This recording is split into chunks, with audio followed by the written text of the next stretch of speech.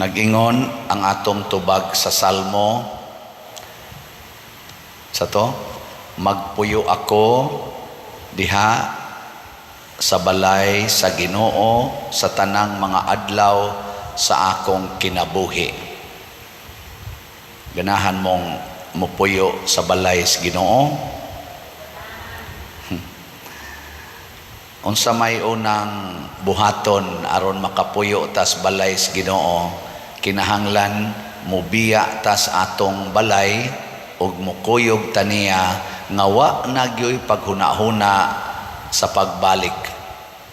Una nga kining nikuyog ni Hesus nga nakasinati sa iyang mga milagro, mibiya sa ilang balay, gidala ang mga masakiton, tulo na kaadlaw silang gasigig kuyog ni Hesus nga nakita na gani ni Hesus nga wa na sila'y mga makaon niya. Maikog na sad si Hesus nga papulion sila kay basin unyag panguyapan sa dalan.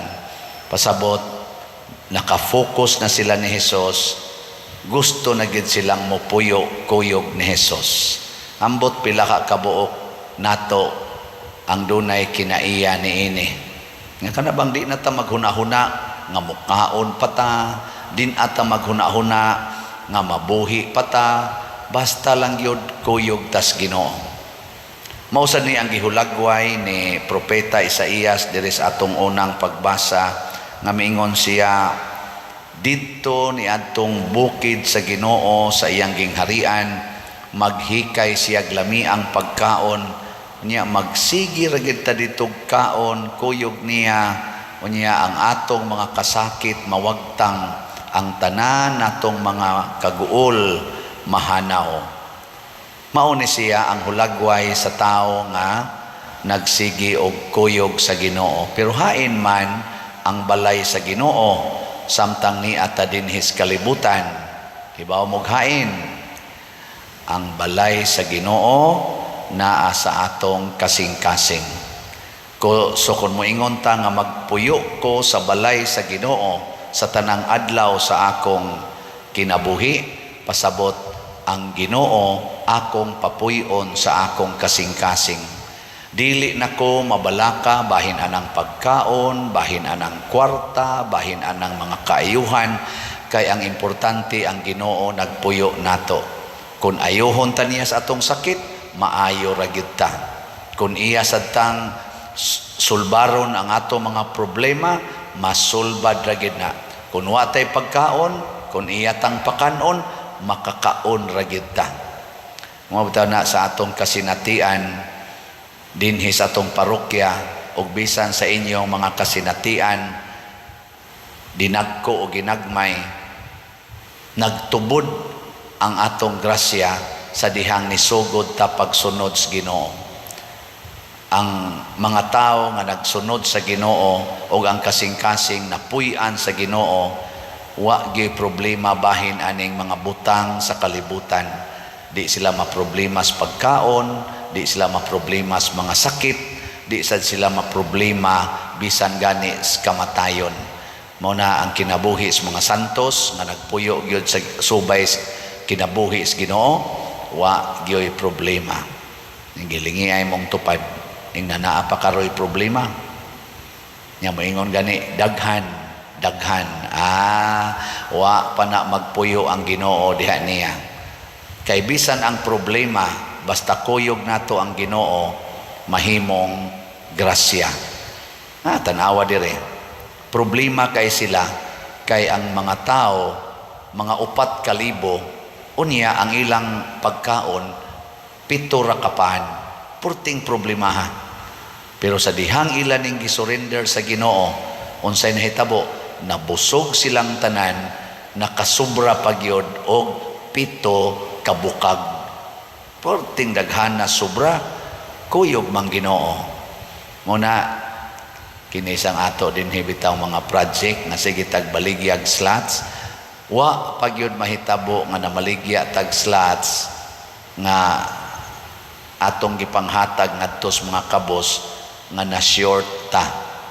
Doon naman sa tayo mga slots nga atong gihunong wa mahurot og kahalin, pero pag sumpay sa nato nadayon gyud kahuman ang atong mga projects. Karon lang pila na atong halin sa atong ari sa tas SBF dag. Ni uminto na sad, niabot ng atong halin og 2,128 ka slots, na apay 57,872 ka slots nga available, tag 500 pesos per slot. Anya, atong pakpakan ang namalit ngayon. Salamat kayo. Nya, mag-uol ta ni, nga 57,000 pa man ni. Dili ta mag-uol Sige lagi tag pamaligya. Nyag pahunungon sa dis Ginoo, mayong Ginoo, hunongan na pader. Hunongon lang sa nato. Kay iya raman sa nang sumpayan og lain nga pamaagi or laing grasya.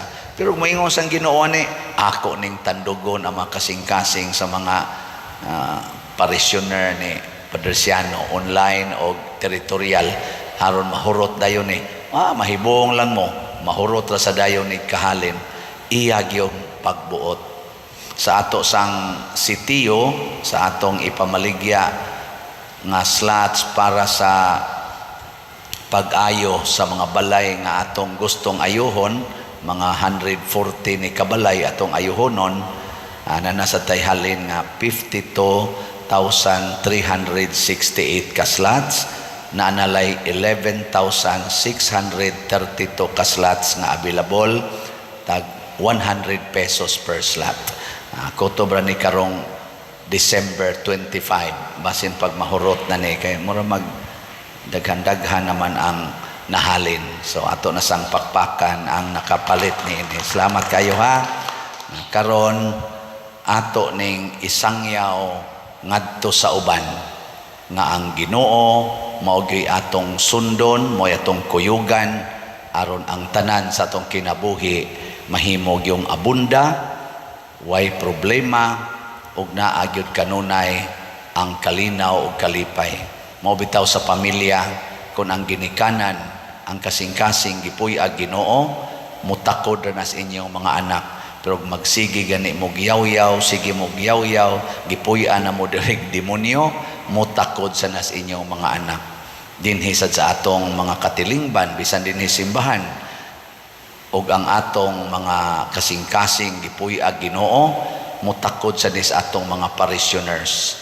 Pero kung dili gani, mutakod sad ang yawanon ngadto sa uban.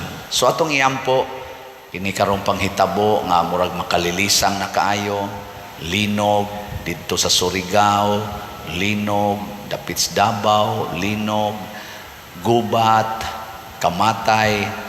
Mahadlok ba yata kung ato yung tawhanon nga hunahuna, pero kung kuyog ang Ginoo din hinato, bisag unsa pa'y mahitabo sa tong palibot, relax ra gid ta, kaysa katapusan musulod gid ta sa bukid sa Ginoo, sa gingharian sa Ginoo.